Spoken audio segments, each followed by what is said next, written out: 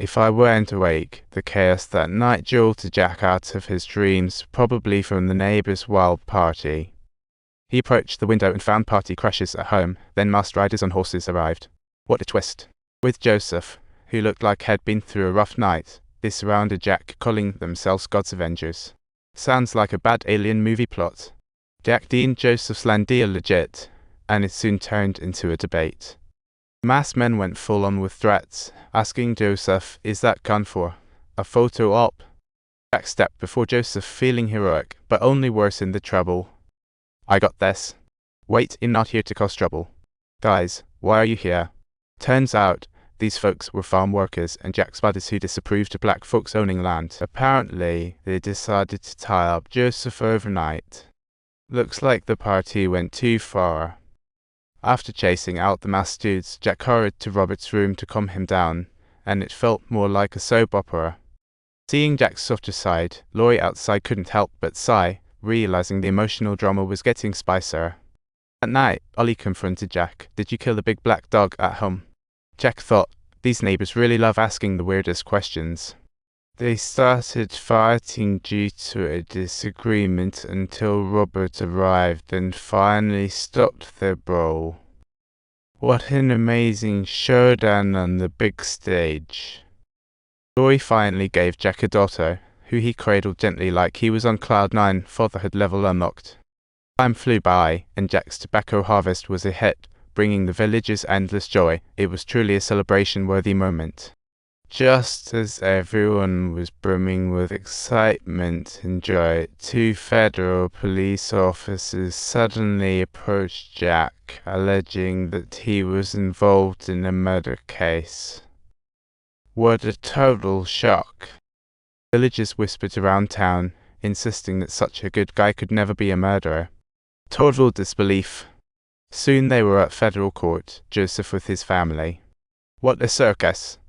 It turned out the murder happened before Jack enlisted. He had a showdown at a casino. Clearly, trouble always finds a way to the casino. If this case drags on, Jack could face serious consequences. Laurie, sitting in court, was a bundle of nerves. However, Laurie believed in Jack. She just didn't want him to face the death penalty. She silently cheered for him. After all, good people shouldn't suffer injustice. Just then, Ollie sneaked closer, telling Laurie she had to get Jack to confess to save him.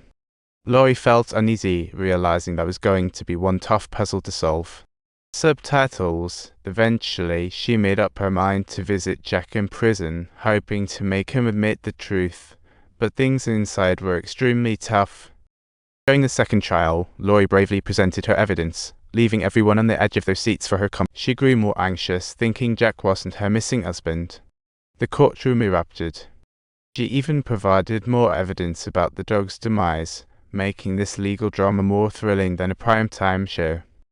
However, these pieces of evidence had absolutely no impact on the judge or the plaintiff's lawyer. At this moment, Robert quietly walked over to Jack, ushering in a heartwarming instant. Robert looked at Jack like he was his dad, basking in that father-son bond. Jack's defense attorney had another witness line up, and the situation was getting murkier. This guy was a farm owner with 2,000 acres and claimed Jack's real name was Tansind. Sounds like the villain in a western flick. He was also a con artist, having tricked the whole town, and Jack couldn't help but think, those days are behind us. Jack fired his defense attorney in court to prove his innocence, sparking an explosive showdown.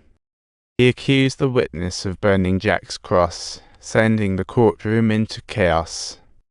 The witness began to refute, yet his attitude was excessively arrogant, resulting in him being scolded severely by the judge. Moreover, he showed no signs of repentance, causing a great commotion. The judge dismissed his testimony, and the jury wasn't having any of it either.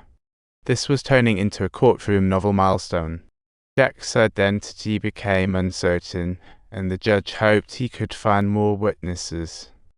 Many villagers raised their hands to prove Jack's identity, and even Robert wanted to speak up. This just kept getting interesting. However, Laurie remained seated, not wanting Jack to face the death penalty. Jack presented the land transfer agreement, trying to maneuver Laurie into confessing that Jack was indeed her husband. Laurie finally chose to support Jack, and Ollie realized her genuine intent. Jack was overjoyed to hear about the high prices for the villagers' tobacco, what a mood booster. But when he asked about the kids, Laurie looked disappointed, her face filled with doubt. Jack slowly came to understand that what Fuson said in court was true. He was indeed Townsend from town, but he really hated who he used to be. For 4 years, he enjoyed Jack's company, but when Jack shot someone at the casino, it threw a wrench in the works. Jack's state of mind shifted, realizing the complexities of it all. Talk about a tangled web.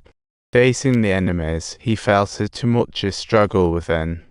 You have to tell your enemies how you truly feel, and let's just say, that's a tricky challenge. No, don't. No, praise me, I'd be grateful.